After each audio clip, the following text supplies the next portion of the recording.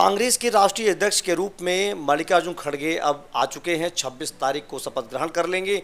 उसके बाद ये कहा जा रहा है कि सबसे पहली चुनौती उनके सामने होगी हिमाचल प्रदेश का चुनाव, गुजरात, साथ ही साथ राजस्थान में क्या सिस्टम बन पाएगा, क्योंकि मल्लिकार्जुन खड़गे वही हैं जो यहाँ पर पर्यवेक्षक के तौर पर आए थे, वापस गए, वापस जाने के बाद अध्यक्ष बन गए। अब कहा जा रहा है 26 के बाद क्या होगा, तमाम लोगों की नज़रें इसी पर टिकी हुई हैं और यही चर्चा लगातार राजस्थान में अलग अलग इलाके में भी हम जा रहे हैं, वहाँ पर भी यही बात हो रही है कि यहाँ क्या होगा। इस बात को जानने के लिए आज हम चलते हैं कांग्रेस के वरिष्ठ नेता के पास, उनसे समझते हैं कि इस स्थिति के बाद अगर मल्लिकार्जुन खड़गे कोई डिसीजन लेते हैं या क्या कर सकते हैं, इस बात को समझना बहुत ज़रूरी है। आइए सीधे चलते हैं उन्हीं के पास और हम बातचीत करते हैं, समझते हैं क्या होगी अगली स्थिति। राजस्थान में एक सिचुएशन ये हो रहा है, कहा जा रहा है कि आने वाले दिनों में कुछ चीज़ें होंगी, क्योंकि खड़गे साहब फिर से अध्यक्ष बन के आ गए हैं और कहा जा रहा है कि वो दोनों तरफ रहेंगे। उनका ये कहना था सोनिया गांधी से भी मार्गदर्शन लेते रहेंगे, क्योंकि उनके पास लंबा 22 साल का अनुभव है राष्ट्रीय अध्यक्ष के रूप में। आपको क्या लगता है, आप कांग्रेस के वरिष्ठ नेता हैं और आपको क्या लग रहा है क्या सिचुएशन बन पाएगी? देखिए पांडे साहब, आपने जो बात कही वो वास्तव में 100% वो है कि मल्लिकार्जुन खड़गे साहब जो है राष्ट्रीय अध्यक्ष बने हैं, उनके साथ में खुद का बहुत बड़ा अनुभव है कांग्रेस के नेता के रूप में। दूसरा रहा सोनिया जी का सवाल। सोनिया जी भी ने देखिए अध्यक्ष के रूप में काफ़ी लॉन्ग टाइम तक राजनीति की है और संगठन को चलाया है, उनका भी बहुत अच्छा अनुभव है।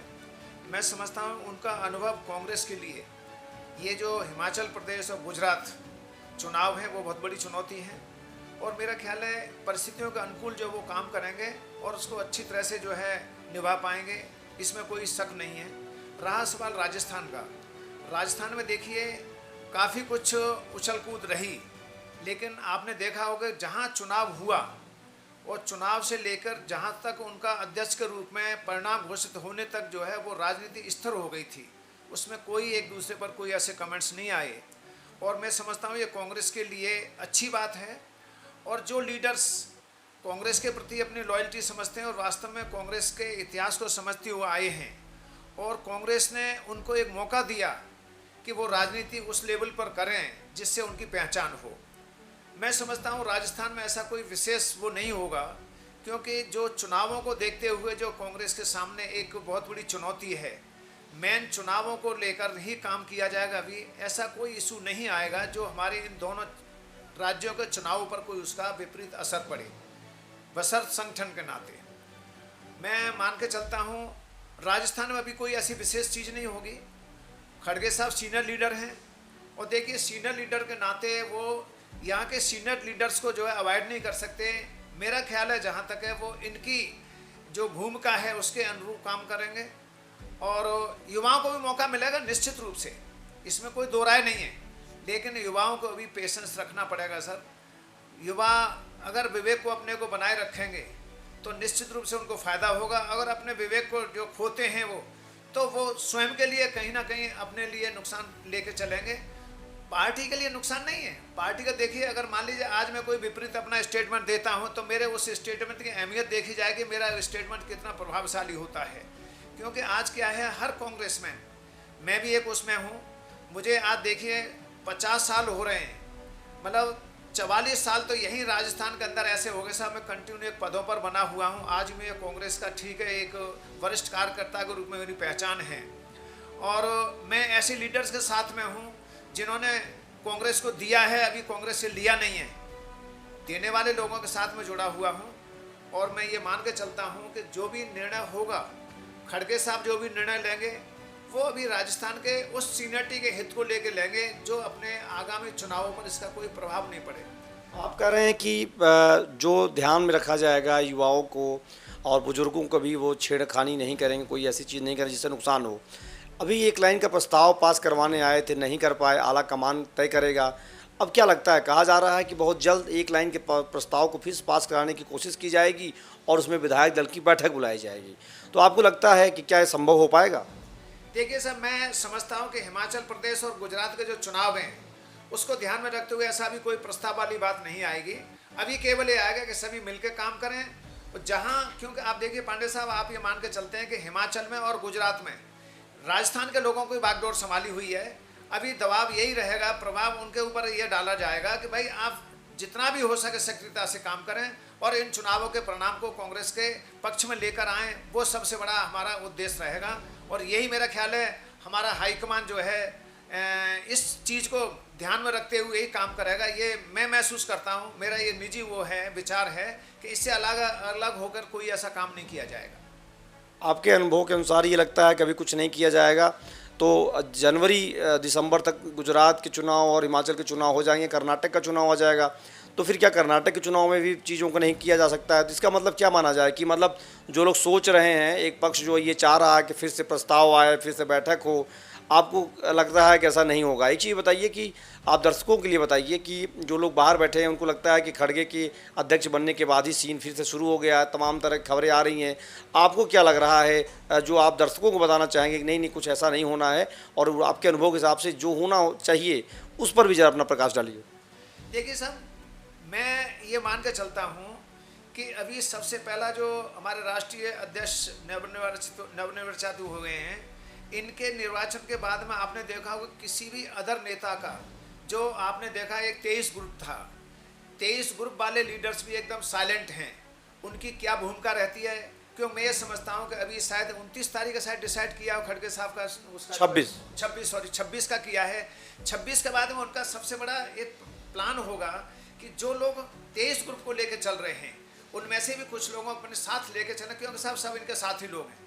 वो किस चीज़ पर उनकी विभिन्नता आई, किस चीज़ पर भिन्न हुए विचारों से क्या है, अभी उस चीज़ पर जोर डाला जाएगा कि कम से कम जो लोग अपनी कुछ विचारधारा को लेके, कुछ विचारों को लेके, मतभेदों को लेके अलग हुए हैं या साइलेंट हुए हैं, सबसे पहले पांडे साहब उनको जो है जोड़ने का प्रयास होगा।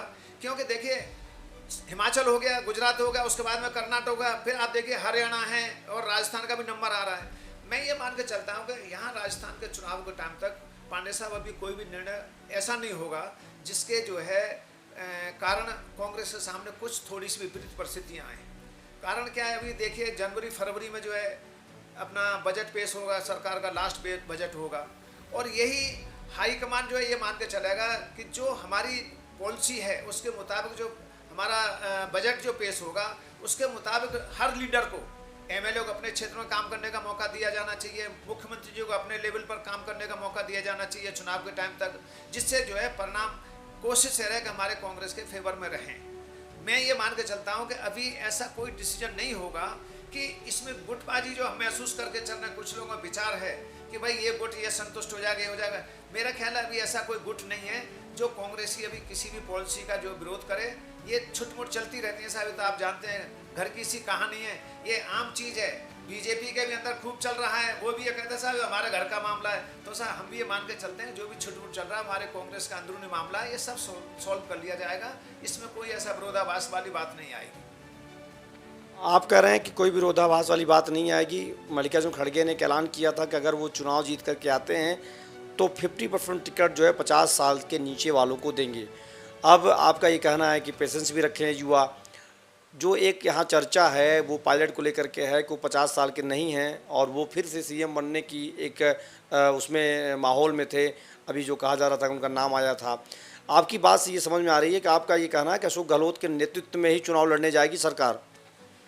देखिए सर, अभी जो वरिष्ठता के नाते देखा जाए और एक अनुभव के नाते देखा जाए, दूसरा जो है हमारे आगे वाली जो पार्टी देखिए जिसमें टॉप नंबर पर बीजेपी है, सेकंड नंबर पर हमारे यहाँ पर अभी ये आप पार्टी भी आ रही है। आम पार्टी का जो वो है उसको भी हमें मद्देनजर रखते हुए काम करना है।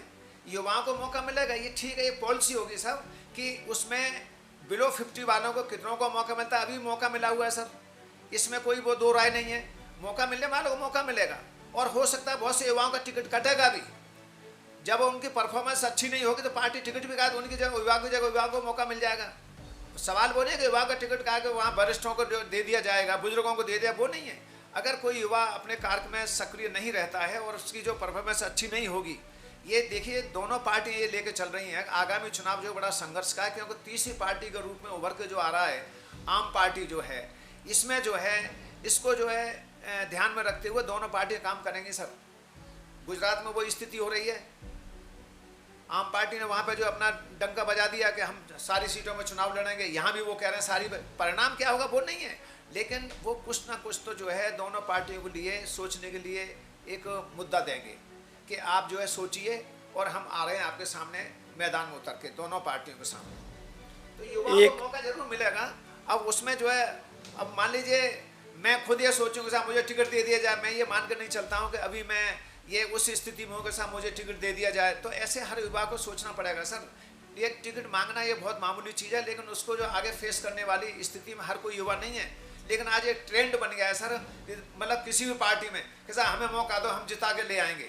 लेकिन वो खुद ये देखेगा अभी उनका प्लेटफॉर्म कितना मजबूत है कितना नहीं, ये नहीं अब आवाज़ कर पा रहे हैं वो। एक आखिरी सवाल आपसे करूंगा, आप दो टूक ये बता दीजिए कि यहाँ अभी सरकार में परिवर्तन नहीं होना है, जो आपके हिसाब से समझ में आ रहा है आपको, कि आपको ये भी लगता है कि तीसरी पार्टी के रूप में अगर आम आदमी पार्टी आती है तो उसको भी ध्यान रखना पड़ेगा। पंजाब में जो नुकसान हुआ, दिल्ली में जो नुकसान हुआ, कांग्रेस को सबसे ज़्यादा नुकसान हुआ, वो आम आदमी पार्टी से हुआ, भाजपा से ज़्यादा नहीं नुकसान बल्कि इनसे ज़्यादा हुआ। तो आपके मन में, कांग्रेस के मन में कहीं ये डर तो नहीं है कि पंजाब की तरह अगर हम यहाँ परिवर्तन करते हैं तो पंजाब वाली हालत हो जाएगी, क्योंकि आम आदमी पार्टी वहाँ से एक ऐलान कर चुकी है जैसा आप बता रहे हैं। अब आपसे ये जानना चाहूँगा कि लास्ट आपसे सवाल यही मेरा है, अंतिम सवाल है कि जो यहाँ पे लोग बैठे हैं, जो राजस्थान में लोग हैं, वो सोच रहे हैं कि कुछ बदलाव हो पाएगा, आपकी तरफ से दो टूक क्या कहना है आपका? देखिए साहब, मैं ये मानकर चलता हूँ कि चुनाव को मद्देनजर रखते हुए अभी कोई बदलाव नहीं होगा। एजीटीपी जो चल रहा है वैसे ही चलता रहेगा। हाँ, ये है कि अभी एक चीज़ और आई थी कि कुछ जगहों पर रिक्त पद पड़े हुए संगठन के नाते, तो उस पर मुख्यमंत्री जी कंटिन्यू कर रहे हैं सर, जहाँ मौका मिल रहा कर ही रहे हैं। अभी 2-3 दिन पहले भी किया है और अभी और कर रहे हैं, और कुछ मेरा ख्याल है 100 कुछ जगह और ऐसी हैं जिसमें जो अभी उनको करना है, जैसे मान लीजिए हाउस मोड है, JDA है और कुछ और जगह हैं। अच्छे कार्य तो मौका मिलेगा सर, उसमें कोई दिक्कत नहीं है। लेकिन मैं समझता हूँ भारी फेरबदल नहीं होगा। और ये सही है आपने जो अभी कहा कि ये अगला चुनाव जो है मुख्यमंत्री अशोक गहलोत जी के नेतृत्व में ही लड़ा जाएगा।